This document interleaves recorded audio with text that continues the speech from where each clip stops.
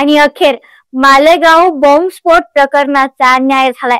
17 वर्षांनी साध्वी प्रज्ञा सिंग, कर्नल पुरोहित यांच्यासह इतर निष्पाप हिंदूंची निर्दोष मुक्तता झाली। आज पुन्हा एकदा सिद्ध झालं, हिंदू कधीच दहशतवादी असू शकत नाही, किंबहुना हिंदू केवळ देशभक्तच असू शकतो। न्यायालयाच्या आजच्या निकालाने तमाम हिंदू बांधवात आनंदाचं वातावरण आहे।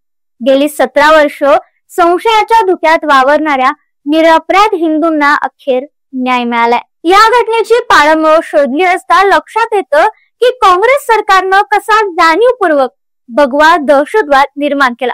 मग मालेगाव बॉम्बस्फोट घटनेशी कोणत्याही हिंदूचा दूरपर्यंत संबंध नव्हता, तरीही देखील त्यावेळी केंद्रातील आणि राज्यातील काँग्रेस सरकारनं यात साध्वी प्रज्ञा सिंग आणि कर्नल पुरोहितांसारख्या प्रतिष्ठित लोकांना गोवण्याचा पुरेपूर प्रयत्न केला। तशा खोट्या केसेस रचल्या गेल्या, त्यात खोटे पुरावे, साक्षीदार जोडले गेले आणि हे सर्व कशासाठी?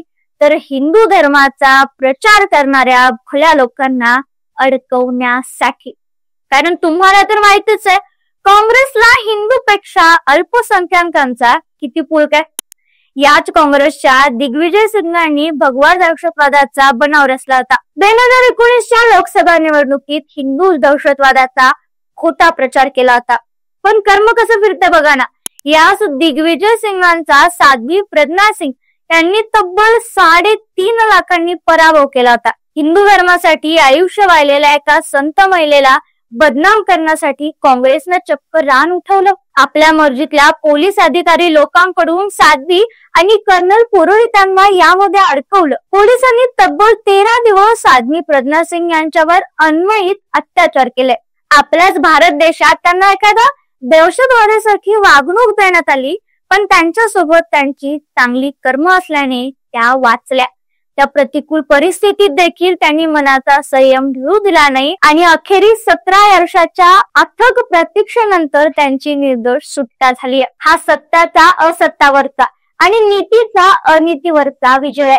मित्रांनो, मालेगाव खटल्यात कर्नल पुरोहितांनाही खूप मानसिक त्रास देण्यात आला। जे कर्नल पुरोहित देशासाठी प्राणपणाने सीमेवरती लढले, त्यांच्यासाठी काँग्रेसने षडयंत्र रचलं। पण खोटं किती काय अपूर्ण राहू शकतं? अखेरीस एक दिवस सत्य समोर येतच की आज ते सत्य सूर्यप्रकाशासारखं स्वच्छ बाहेर आले। मालेगाव खटल्यात विनाकारण गोवलेले सर्व हिंदू दोषमुक्त झालेत। हा विजय आहे हिंदूंच्या सहनशीलतेचा, हा विजय आहे हिंदूंच्या एकतेचा।